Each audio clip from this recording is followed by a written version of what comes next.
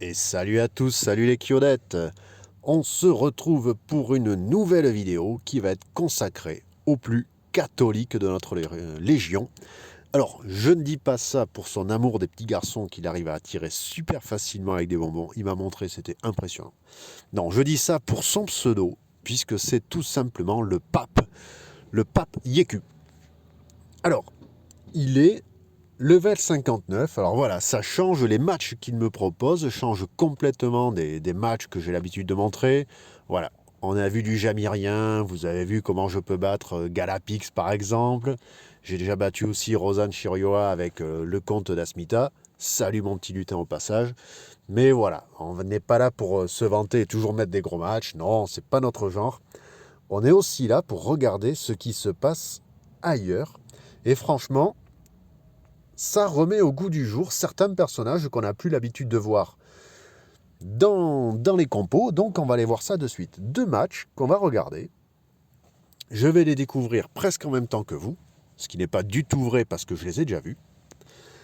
Alors, le premier match, on va retrouver du Iki GC qu'on n'a plus trop l'habitude de voir dans les compos. Je vous mets le match du point de vue du Pape Yéku qui est là en bleu, de dos. On joue comme lui.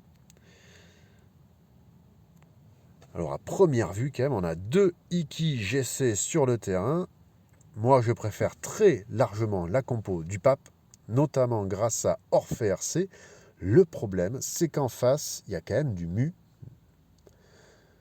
Et ça fait chier quand il y a Orphée, parce qu'on fait péter les murs, et Mu nous renvoie les dégâts droit dans la gueule. Alors d'ailleurs, excusez-moi, je me trompe, c'est l'Athéna exclamation. Ceci dit, le principe reste le même. Avec son mur, il peut protéger pas mal de monde. Alors, le Halon est déjà transformé et là, ça peut faire très mal. On voit, là je mets en pause, on voit quand même que le pape il est un peu mal barré parce que le but d'Orphée c'est quand même qu'il soit protégé dans une compo et là il ne l'est plus parce que tout simplement Shun GC vient de sauter. On va ralentir un peu la vitesse. Heureusement Pandore se met ici. Le problème c'est que si Elon arrive à poser, à mettre la main sur le Orphée RC, notre petit pape sera franchement dans la merde. Si Elon met la symbiose, Orphée, on aura beau le cacher, il ne pourra plus être protégé. Donc, l'adversaire Rodrigo, oh putain, encore un nom de... un bon pseudo d'espagnol. Rodrigo, nul. Donc, il redécolle son Iki, on va réaccélérer un peu le match. Iki qui, bim, se fait péter la gueule de suite, et oui, face à un Orphée RC, ça sert pas à grand chose. Voyons, que va faire l'adversaire avec... Là, il a sans doute posé un skill de soin, évidemment. Alors là, avec l'Athena Explanation, je ne serais pas parti sur un mur.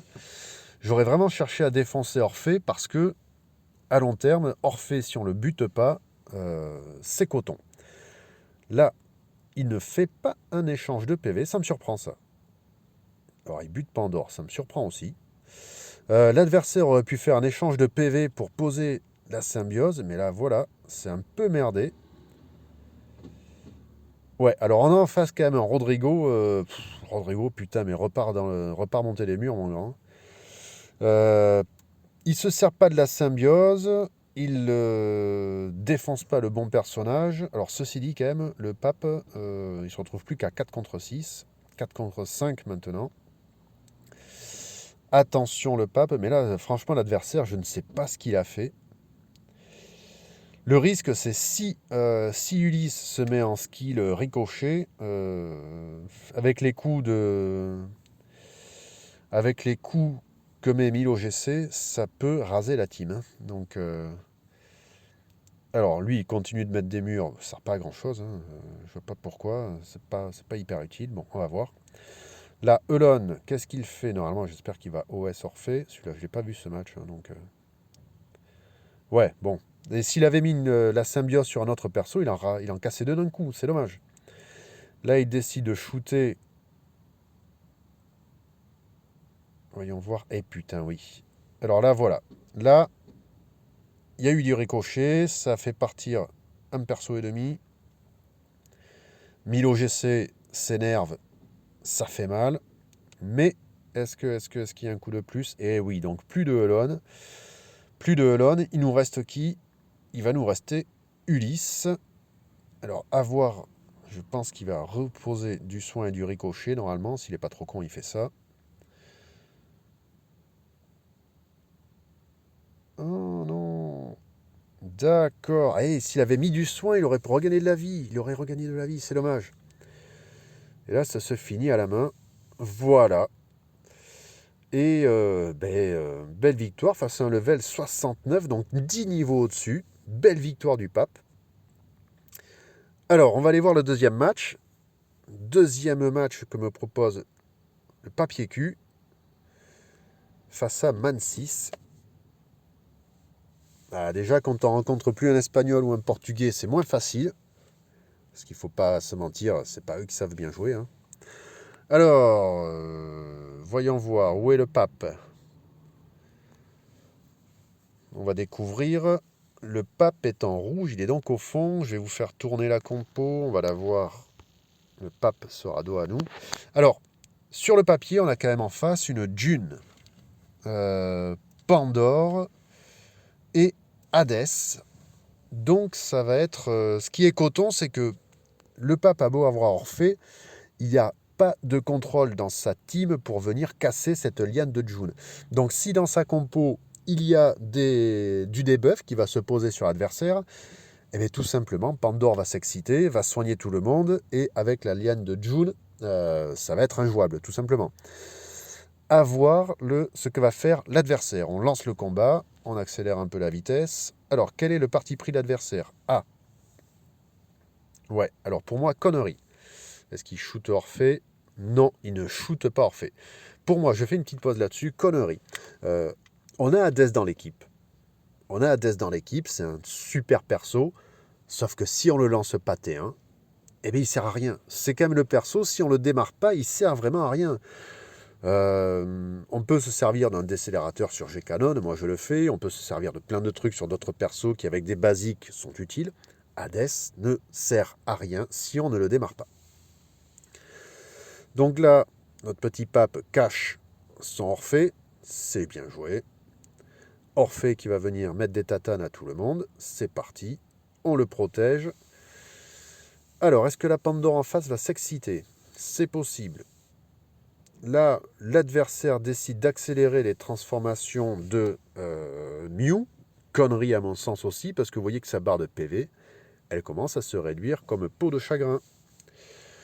Transformation du Iki GC. Oh là là. Je pense que le Mew adverse va pas faire long feu.